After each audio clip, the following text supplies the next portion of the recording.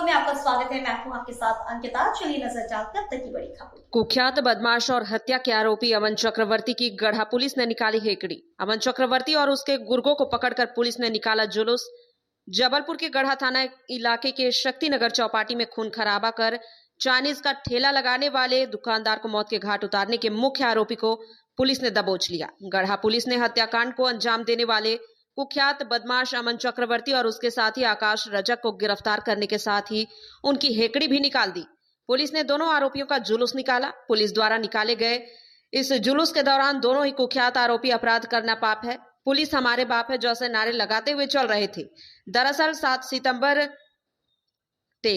दरअसल 7 दिसंबर की रात सेठी नगर इलाके का रहने वाला शातिर बदमाश अमन चक्रवर्ती अपने साथी आकाश रजक, नंदू उर्फ सागर तिवारी, रोहित झारिया, ताशु यादव और 3 अन्य नाबालिग किशोरों के साथ शक्तिनगर चौपाटी पहुंचा था। यहां पहुंचकर उन्होंने मोनू चक्रवर्ती के चाइनीज ठेले पर विवाद करना शुरू कर दिया और बात जब बिगड़ी तो चाकू निकालकर मोनू चक्रवर्ती पर कई बार वार किया।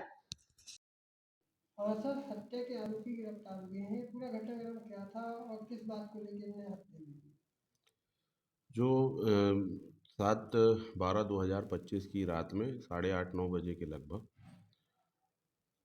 गोरखपुर थाना क्षेत्र के इंदिरा नगर के रहने वाले मोनू चक्रवर्ती के लड़के नितिन चक्रवर्ती के द्वारा थाना उपस्थित आकर ये रिपोर्ट लेकर आई गई कि कुछ दिनों से जो है इनके पिता मोनू चक्रवर्ती का विवाद गोरखपुर थाना क्षेत्र के ही रहने वाले अमन चक्रवर्ती और रोहित झारिया के साथ चल रहा था। अमन चक्रवर्ती, रोहित झारिया और एक अन्य विधि विरुद्ध बालक होना जिसकी जानकारी लगी है, ये तीनों 7/12/2025 की रात को करीब 8:15 के लगभग मोनू चक्रवर्ती की चाउमीन की दुकान पर पहुंचते हैं।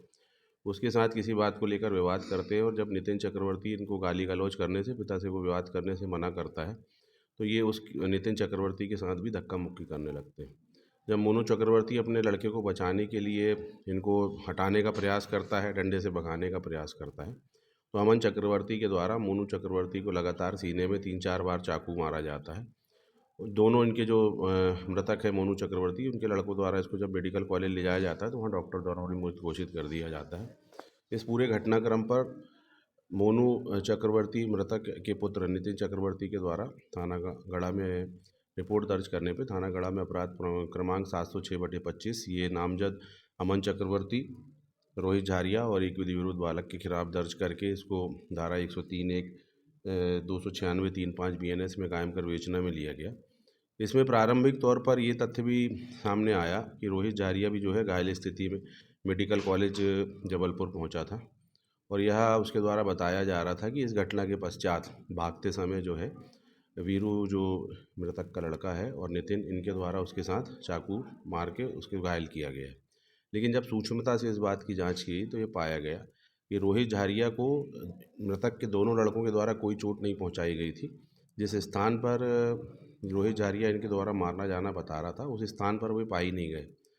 जब रोहित झारिया से इस संबंध में सूक्ष्मता से पूछताछ की गई तो उसने फिर बताया कि जब ये लोग 3 लोग अमन चक्रवर्ती, एक नाबालिग विधि विरुद्ध बालक और रोहित झारिया एक मोटरसाइकिल से घटना के बाद भागे और दूसरी मोटरसाइकिल से 2 विधि विरुद्ध बालक और आकाश रजक ये उनके पीछे भागे, तो थाना गोरखपुर क्षेत्र के अंतर्गत एक जगतपाल की कुलिया के पास कोई सुनसान रास्ता है, वहाँ पर जाकर जो है विधि विरुद्ध बालक और अमन चक्रवर्ती के द्वारा ही चाकू मार के रोहित झारिया को घायल किया गया और उसे ये बोला गया है कि तुम जो गढ़ा थाना जाकर काउंटर कायमी करवा दो मोनू चक्रवर्ती के दोनों लड़कों के खिलाफ और मोनू चक्रवर्ती के खिलाफ, ताकि जो है हम इसमें समझौता करा सके न्यायालय में।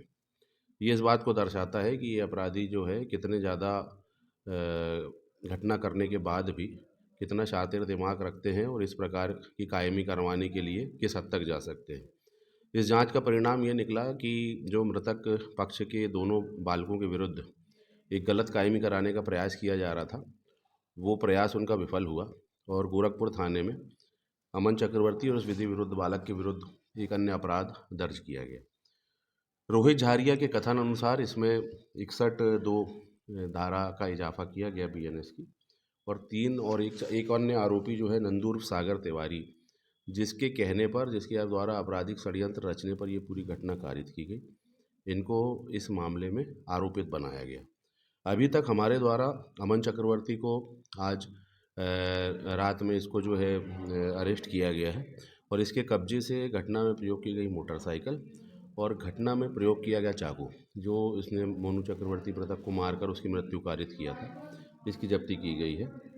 इसके अलावा हमारे द्वारा रोहित जारिया को पूर्व में ही इस मामले में अरेस्ट किया जा चुका है। इसके अलावा 2 और अन्य विधि विरुद्ध बालक और आकाश रजक जो इस घटना में शामिल रहा है, इनकी आज अरेस्टिंग की गई है। अरेस्टिंग किए जाने के पश्चात इनको न्यायालय में प्रस्तुत किया गया है। विधि विरुद्ध बालकों के विरुद्ध जो है बाल सुधार गृह में रखने का आदेश हुआ है और न्यायालय आदेश से रोहित झारिया पूर्व से और अमन चक्रवर्ती आकाश रजक इनको जेल दाखिल कराया गया है। इस मामले में अभी भी एक विधि विरुद्ध बालक और नंदू उर्फ सागर तिवारी की तलाश जारी है और हमें पूरी उम्मीद है, हम पूरा प्रयास कर रहे हैं कि जल्द से जल्द इनकी गिरफ्तारी सुनिश्चित हो जाए। अभी कितने आरोपी हिरासत से जेल भेजे गए? कुल इसमें अभी तक जो है रोहित झारिया और अमन चक्रवर्ती और आकाश रजक, इस प्रकार से ये 3 जो हैं आरोपी इस मामले में, इनको जेल निरुद्ध किया गया है और 2 विधि विरुद्ध बालक जो है माननीय किशोर न्यायालय के आदेश से ये बाल सुधार गृह में रखे गए हैं। इस प्रकार कुछ 5 आरोपित को इस मामले में अभी तक पुलिस के द्वारा अपनी कार्रवाई में गिरफ्तार किया जा चुका है।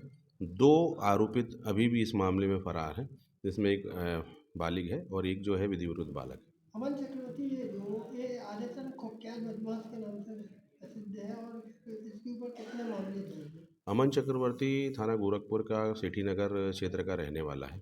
इसके विरुद्ध गढ़ा और गोरखपुर में अनेक अपराध दर्ज हैं। पूर्व में इसके थाना गढ़ा में भी जो है एक 119(1) का मामला दर्ज हुआ था। उसके साथ ही आर्म्स एक्ट की धारा में भी इसे अरेस्ट किया गया था और गोरखपुर क्षेत्र में भी इसके विरुद्ध अनेक अपराध पंजीबद्ध हैं।